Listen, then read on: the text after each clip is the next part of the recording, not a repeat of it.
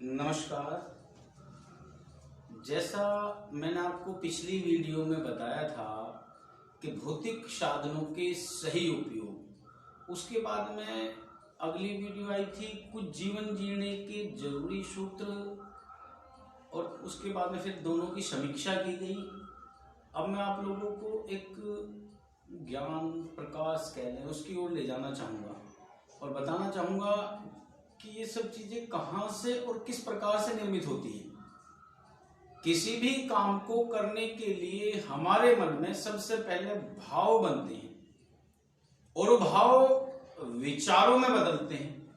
और जब कोई विचार बार बार आता है तो वो हमें कर्म करने के लिए प्रेरित कर ही लेता है। चाहे वो हमारे विचार और भाव अच्छे हों, चाहे वो विचार और भाव हमारे बुरे हों,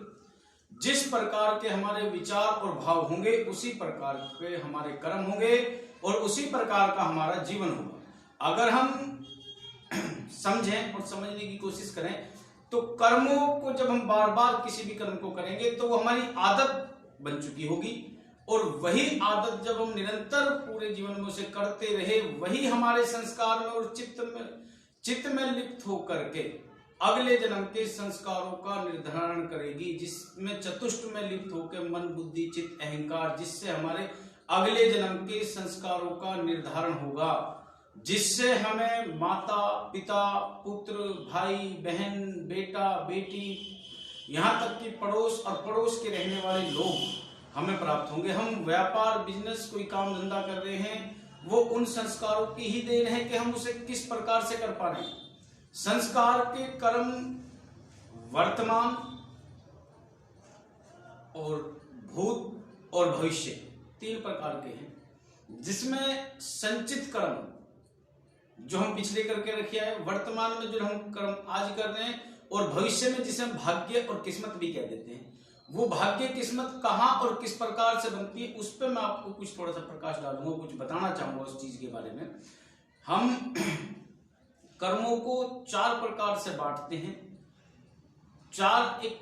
छोटा कर्म कह ले जिसका फल हमें जल्दी प्राप्त हो जाता है, एक उससे बड़े कर्म होंगे जिनका फल हमें कुछ समय के बाद प्राप्त होगा, एक उससे बड़े कर्म होंगे जिनका फल हमें जीवन के अंत तक मिल जाएगा, और एक ऐसे कर्म होंगे जिन्हें हम संचित कर्म कह देते हैं जो अगले जन्म में जाकर के हमें प्राप्त होंगे। जिसमें अगर हम गौर करें तो ऐसा मान ले कि पानी पे खींची हुई लकीर जो खींची तो सही पर साथ के साथ समाप्त होगी। एक लकीर ऐसी थी जो रेत पे खींची गई थी, एक हवा का झोंका आया और वो लकीर समाप्त होगी। एक लकीर ऐसी थी जो चिकनी मिट्टी पे खींची गई थी, पक्की मिट्टी पे खींची गई थी, कुछ समय तक बरकरार रहेगी पर कुछ समय के बाद में वो भी मिट जाएगी। एक लकीर ऐसी थी जो पत्थर पे छेनी लेकर गोद दी गई, वो लंबे समय तक लकीर बनी रहेगी, और उसमें भी एक लकीर 1 इंच की और एक लकीर 2 इंच की और एक लकीर 4 इंच की। जो लकीरें जिस प्रकार से जैसी होंगी वैसे ही हमें उनके फल की प्राप्ति होगी। अब पानी पे खींची हुई जो लकीर थी वो हमारे नित्य कर्म थे, जिनके के हमें साथ के साथ प्राप्ति हो जाती, जिसका फल हमें साथ के साथ मिल जाएगा। जैसे हमने खाना खाया, हमारा पेट भर गया,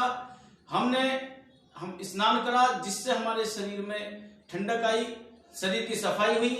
पेट में किसी प्रकार का भारीपन है तो हम सोच चले गए, पेट साफ हो गया। अगर हमें नींद आ रही है तो हमने नींद ले ली, उसका फल हमें साथ के साथ शरीर में सुख लेकर के प्राप्त हो। अगले जो कर्म थे जो रेत पे खींची हुई लकीर थी, वो फल हमारे ऐसे हैं जिनका फल, कर्म का फल हमें महीने के अंत तक तनख्वाह के रूप में, रोज अगर हम कोई काम धंधा कर रहे हैं तो उस दिहाड़ी के रूप में, अगर हम खेती कर रहे हैं तो उस फसल का फसलाना 6 महीने में या साल भर में हमें प्राप्त हो जाएगा। पर कुछ कर्म ऐसे बच जाएंगे जो जीवन के अंत तक पूरे होंगे। जैसे हमने बेटे की शादी कर दी, जो बहू आई, जो बेटे के आगे बच्चे हुए, जो परिवार प्राप्त हुआ, या जिनका फल हमारे जीवन के अंत तक पूरा हो जाएगा। जो हमें लेन देन था पिछला हमने पुका चुके, अगला पूरा कर लिया, यानी उन कर्मों का फल इस जीवन में यही के यही हमारा पूरा हो चुका। पर उनमें से कुछ कर्म ऐसे बच गए जो हमारे संचित कर्म थे, जिनका फल हमें अगले जन्म में जाकर के प्राप्त होगा, जिसका प्रभाव और असर हमें लंबे समय तक भुगतना पड़ता है, और वो संचित कर्म पता नहीं कब तक और कितने लंबे समय तक चलते हैं। जैसा उदाहरण के तौर पे सुनने में आता है कि भीष्म पितामह ने 100 जन्म पहले तक का